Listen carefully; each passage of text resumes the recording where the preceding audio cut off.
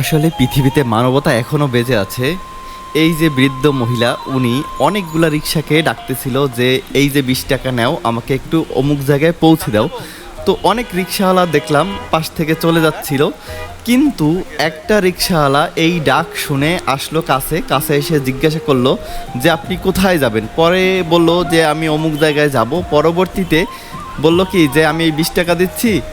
তা আমি রিক্সাওয়ালাকে জিজ্ঞাসা করলাম যে ভাই আসলে ওখানে যাওয়ার ভাড়াটা কত। উনি বলল কি যে না, এখানে ভাড়াই 20 টাকা আছে। তাহলে উনি অন্য অন্য যে রিক্সাওয়ালাদের ডাকতেছিল তারা কেউই ওনার কথায় সাড়া দিচ্ছিল না, কারণ ওনার যে অবস্থা দেখলে মনে হয় উনি খুবই অসহায় একটি লোক, তাই ওনার পাশে কেউই আসতেছিল না। কিন্তু হঠাৎ করে দেখলাম আরেকটি রিক্সাওয়ালা ভাই, উনি আসলো, এসে ওনাকে নিয়ে গন্তব্যস্থলে পৌঁছে দেওয়ার আশ্বাস দিল যে আমি আপনাকে পৌঁছে দিচ্ছি। অ্যাকচুয়ালি আসলে পৃথিবীতে এখনও মানবতা বেঁচে আছে, যার কারণে এখনও পৃথিবী সুন্দর।